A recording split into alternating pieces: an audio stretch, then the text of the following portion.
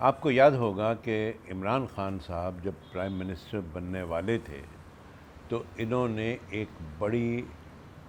زبردست کیمپین چلائی تھی کرپشن کے خلاف، اور یہ ان کا ریکارڈ بھی موجود ہے۔ انہوں نے کہا میں کسی کرپٹ کو چھوڑوں گا نہیں، اور کرپشن میں جو یہ کہا جاتا تھا کہ جو بڑے بڑے لوگ ہیں وہ نکل جاتے ہیں ہاتھ سے، چھوٹے لوگ پکڑے جاتے ہیں، تو انہوں نے کہا میں بڑے بڑے لوگوں کو پکڑوں گا۔ بہت اچھا کیا، قوم کو یہ بات پسند آئی، وہ منتخب ہو گئے، اب وہ وزیر اعظم ہیں۔ ظاہر ہے ان کو وزیر اعظم ہونے کا تجربہ نہیں تھا، اس سے پہلے کچھ لوگ وزیر اعلیٰ اور وزیر اعظم ایسے رہ چکے تھے جنہوں نے کئی باریں نپٹائی تھیں، اور ایک وزیر اعلیٰ تو اتنی دیر پنجاب کے وزیر اعلیٰ رہے کہ رنجیت سنگھ بھی اتنی دیر نہیں رہا تھا، یعنی 30 سال سے بھی زیادہ۔ چنانچہ جہاں جہاں کرپشن بڑھی وہاں کرپٹ لوگوں کے بنیادیں کافی مضبوط ہو گئی ہوئی تھی۔ لیکن عمران خان نے جو کرپشن کا اتنا چرچا کیا اور یہ بتایا کہ کرپشن کر کے لوگ ارب پتی ہو چکے ہیں اور دنیا بھر میں ان کے وسائل ہیں اور دنیا بھر میں پیسہ ہے، تو آپ جانتے ہیں اس کا ایک اثر کیا ہوا؟ بجائے اس کے کہ لوگ سوچتے کہ کرپشن بری چیز ہے اور نہیں کرنی چاہیے، کئی لوگوں کے خیال میں آیا کہ تھوڑی سی ہم بھی کیوں نہ کر لیں۔ جب کرپشن میں فائدہ ہوتا ہے تو تھوڑی سی کرپشن ہم بھی کیوں نہ کر لیں۔ چنانچہ جو لوگ با اختیار تھے، جن کے ہاتھ میں تھوڑا بہت اختیار بھی تھا، انہوں نے بھی، بہت سے لوگوں نے ان میں سے کرپشن کرنی شروع کر دی۔ اور میرا تجربہ یہ ہے کہ کرپشن ایک درمیانے طبقے میں بہت زیادہ پھیل گئی ہے۔ ٹھیک ہے، ٹاپ پہ وہ سیاسی وجوہ ہیں یا کیا وجوہ ہیں، ان کی کرپشن کے پیچھے تو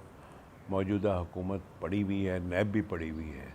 لیکن درمیانے درجے میں بہت کرپشن ہے۔ صاف پوچھتے ہیں کہ صاحب آپ پیسے سے کام کروائیں گے ہم سے یا روب سے کام کروائیں گے؟ ظاہر ہے اس کا جواب یہ ہے کہ اگر کام کرانا ہے تو میاں پیسے نکالو،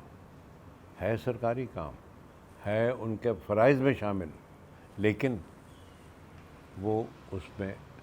اپنے فرائض جو کہ ان کے قومی فرائض ہیں، جس کی عوام سے ان کو تنخواہ ملتی ہے،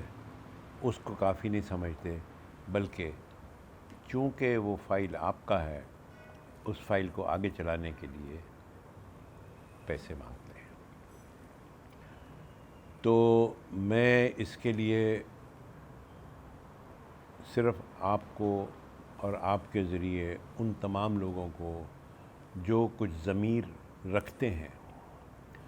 اور سرکاری ملازمت میں ہیں اور اختیار رکھتے ہیں، ان سے یہ اپیل کرنا چاہتا ہوں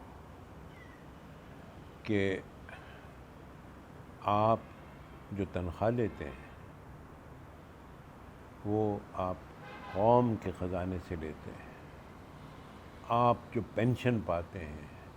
وہ قوم کے خزانے سے جاتی ہے، آپ کی تمام زندگی کی ضروریات